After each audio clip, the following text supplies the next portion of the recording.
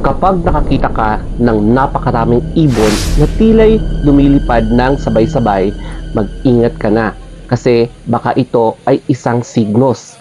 Bigla na naman kasing yumanig ng 6.8 na aftershocks from the 7.4 initial na magnitude earthquake doon sa Surigao. Kaya naman grabe, kung makikita mo talaga, no wonder ganito yung mga behavior ng mga hayop. Kaya kapag nakakakita kayo ng unusual activities ng mga ganitong klaseng hayop, kabahan ka na. Kaya praying for my brothers and sisters sa mga naapektuhan dyan sa Surigao earthquake and sa mga aftershocks. Kaya mag-ingat po kayo and punta kayo agad sa mga safe areas kapag may mga pagyanig. Paki-follow din po ako sa aking Instagram account, The Story of Anthony. And subscribe if you love my vlogs. Balikan natin itong unusual video na to na kung saan sobrang dami ng mga ibon na lumilipad at mukhang meron silang iniiwasan na lugar or nililisan. So ito talaga yung sinasabi nilang signos na kapag nakakita ka ng ganito, mag-ingat na kayo o kaya lisanin nyo na ang lugar bago nyo maramdaman yung unang nilang naramdaman. Kasi kakaiba kasi yung level ng pakiramdam nila kaysa sa ating mga humans. And dito naman sa isang part ng video, mapapansin mo na inline yung mga ibon na yan na lumilipad, no? Tapos magugulat ka, ngayon ka lang nakakita ng ganyan karaming ibon na lumilipad. Tapos inline shape siya, parang ganyan, no? So, magtataka ka talaga, ano kayang nangyayari? Ba't ganito yung mga behavior ng mga ibon? So, meron kaya silang naramdaman na hindi pa natin nararamdaman? Yun yung mga katanungan. Kaya kapag may mga signos na ganito, kabahan ka na talaga.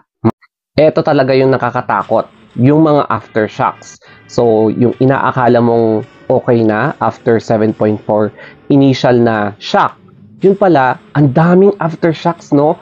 Tapos, dito makikita mo, yung iba, magnitude 5. Tapos, yung iba, magnitude 6. So, ang daming malalakas na aftershock.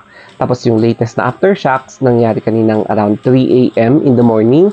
Tapos 6.7 initially, pero na-upgrade pa ito ng 6.8. Grabe, no? Sobrang lakas and hindi mo na talaga kung ano yung gagawin. Alam yung gagawin mo, no? O di ba pati ako nabubulol na. Merong footage ng undersea earthquake pero hindi ito nangyari sa Pilipinas.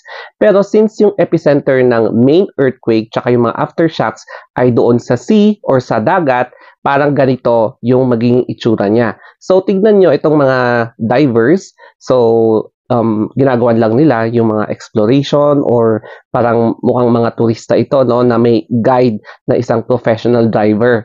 Pero, after nilang lumangoy or ginagawa nila yung mga routine nila, hindi nila napansin na biglang gumaganon na, no?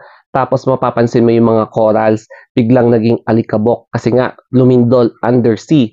So ganyan ang itsura kapag lumilindol sa loob ng dagat or sa ilalim ng dagat. So parang ganyan, very dusty, magiging, alam mo yun, murky na yung water, no? So mas nakakatakot dyan kasi syempre, kailangan mo pang lumangoy to the surface para makaligtas sa earthquake na yan, no? Kaya mukhang ganyan ang maging eksena. Kaya napakadelikado kapag nasa dagat ka kapag nangyayari ang isang earthquake.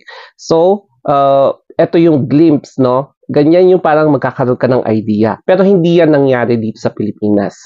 Kaya nga, importante talaga na kapag ganyan nagda-dive ka, may kasama kang professional diver. Para if in case na may mga ganitong klaseng pangyayari, at least hindi ka nag-iisa at alam ng diver kung paano yung parang instinct na gagawin niya para hindi kayo mapahamak habang nasa baba kayo ng dagat. Base sa PHIVOLCS, ayan o. So, earthquake information number 2. So, magnitude 6.8, tectonic siya. So, nasa offshore siya. And reported intensities, intensity 5 sa Caguay, Surigao del Sur, intensity 4, Tarragona, Davao Oriental, City of Tandag sa Surigao del Sur, intensity 3, City of Iligan, City of Cagayan de Oro, Banay-Banay, Lupon, City of Mati, Davao Oriental. So, hanggang sa Cagayan de Oro, ramdam yung lindol, no? Tapos, ayan, ang dami talagang apektado na lugar dito. Kaya nakakatakot. Ang lawak talaga ng range ng magnitude ng earthquake na ito. At take note, this is just only an aftershock after ng 7.4 magnitude na main shock. So, kahit nasa offshore siya, ramdam talaga yung kanyang lakas ng lindol. Ito naman yung map or yung plot kung saan nangyari yung mga aftershocks tapos yung main shock. So, nakakoncentrate talaga siya offshore. So, parang ganun na nga yung pinakita ko na video na nangyayari sa undersea kapag merong lindol. So, nakakoncentrate yan. Kaso nga lang, yung magnitude level niya ay pwede talagang makaapekto sa nearby areas. Kaya nararamdaman talaga yung bagsik ng lindol. Tapos, ganito ang epekto, no? So, may mga parts doon sa Surigao, doon sa Mindanao na nagkakabitak-bitak talaga yung land, no? So, makikita mo, grabe, ang lalaki ng mga bitak, nag-crack, mga ganyan. So, wow, grabe, nakakatakot talaga, no? And then, ganito na rin ang nangyari sa isang mall. So, ang dami talagang damage na mga properties, may mga nasirang walls, nagbagsakan na kisame, yung mga ganon. Kaya talagang hindi safe, no? Kapag may lindol, pumunta ka agad sa mga open areas kasi para hindi ka mabagsakan ng kung ano-anong debris. Hindi ko alam kung naniniwala kayo sa mga premonition, pero lumabas din yung sinabi ni Rudy Baldwin, no? Sabi niya dito, noong November 2017 na post niya, Surigao Vision, nagkaroon siya ng vision. May nakita ako sa vision ko na may isang bahagi o lugar ng Surigao ang magkakaroon ng paglubog ng lupa. Mahati man ito, ngunit malalim ang butas nito. Ang mga lamang dagat ay lalapit sa dalampasigan at makaranas ng lindol. Ang Surigao, lalo na sa pag-angat ng tubig sa karagatan. Lindol sa tubig at lupa ang yayanig. Sa taong 2024, ang Surigao at kalapit na lugar nito ay laging makaranas ng lindol sa lupa at tubig. Bago mangyari ang pag-angat ng tubig, makikita nyo ang paglipad o paglabas ng mga ibon sa kalawakan. So, yung pinakita kong first part ng video, no? So, sabi niya dito, huwag nyong katakutan ang mga ingay or alulong ng mga hayop na ito ay pagbabadya na maging maingat ng doble at mas higit na laliman pa ang panalangin.